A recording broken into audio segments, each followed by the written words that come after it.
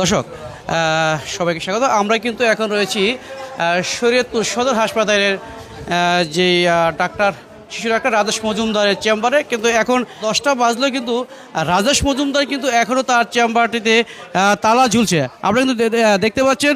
এরপর আরেকটি চেম্বার আমরা আপনাদের দেখাতে চাচ্ছি, ডাক্তার কনকজ্যোতি মণ্ডল, তার চেম্বারটি কিন্তু এখনও তালা ঝুলে আছে, যেখানে সরকারিভাবে বলা হয়েছে যে 9টার ভিতরে অফিস করতে হবে। তারা কিন্তু সেই সঠিক সময়টা কিন্তু অফিস না করে কিন্তু তাদের যে চেম্বারগুলো আছে সেই চেম্বারগুলোতে কিন্তু এখন তালা ঝুলছে। আমরা আরও একটি কক্ষ দেখবো, যেটা ডাক্তার রেজাউল কবির, তিনি বিডিএস বিসিএস স্বাস্থ্য জুনিয়র কনসালটেন্ট, তার কক্ষটি কিন্তু তালা ঝুলন্ত অবস্থায় রয়েছে। তিনি আজকে তার যেই সঠিক সময় যে অফিসটি করার কথা ছিল তিনি কিন্তু এখানে আসেনি। তাদের রোগীদের কিন্তু দেওয়া হচ্ছে, টিকিট দেওয়া হচ্ছে। তারা কিন্তু টিকিট নিয়ে কিন্তু ডাক্তার যে চেম্বার রয়েছে সেই চেম্বারের সামনে কিন্তু অপেক্ষা করছেন। আমরা এখন কথা বলবো। আপনি দেখাবেন কি আগে? আমি রাজেশ মজুমদারের দেখাবো। রাজেশ মজুমদার কি এসেছে? না, এখনো আসে নাই। কি বলছে? 12টা বাজে আসবে। আপনি কাকে দেখা যাচ্ছেন? আমি দেখাবো হলো এই যে 219 নম্বর সিস্টার আছে এবং ডাক্তার আসে নাই। আমরা কিন্তু আরও একটি চেম্বারে যাচ্ছি, যেটি এই যে ডাক্তারের চেম্বারটি এখনও কিন্তু তিনি তার যে সঠিক সময় অফিস করার কথা ছিল তিনি কিন্তু এখনও পর্যন্ত আসেনি।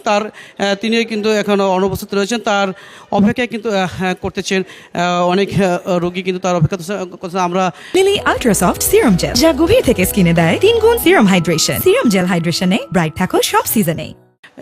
এখানে যে ডাক্তার আসার কথা ছিল, তিনি এখন কোথায়? স্যারের রুমে নাকি বলতে পারবো না, বলতে জানি স্যারের রুমে গেছে, তত্ত্বাবধায়ক স্যারের কাছে। কখন গেছে? আমার ফোন দিছে, বলে নাই। আমরা তো সকাল থেকে ওনাকে দেখি নাই। ফোন দিছিল ভাইয়া, কি বলছে আপনাকে? বলছে যে আমি একটু পরে আসতেছি, 10 মিনিট পরে। 10 মিনিট এখন বাজে কটা? আপনার টাইম দেখেন, ঘড়ি দেখেন। বাজে 10টা 5।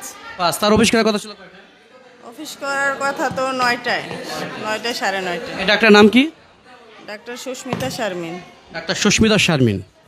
দর্শক, আমরা কিন্তু এই যে যিনি ডাক্তার সুস্মিতা শারমিন, তার কিন্তু 9টা বাজে অফিস করার কথা ছিল, এখন 10টা 5 বেজেছে, তিনি কিন্তু এখনও কিন্তু আসেননি। তার জন্য কিন্তু এখানে আমরা দেখতে পাচ্ছি অনেক রোগী কিন্তু অপেক্ষা করছেন। আমরা বেশ কয়েকটি চেম্বারে গিয়েছি, আমরা জিনিস দেখেছি অনেক রোগী কিন্তু ডাক্তার জন্য অপেক্ষা করলেও কিন্তু ডাক্তার কিন্তু এখনও পর্যন্ত আসেনি, যেখানে বাংলাদেশ সরকার থেকে ঘোষণা দেওয়া হয়েছিল যে প্রত্যেককে 9টার ভিতরে অফিস করতে হবে।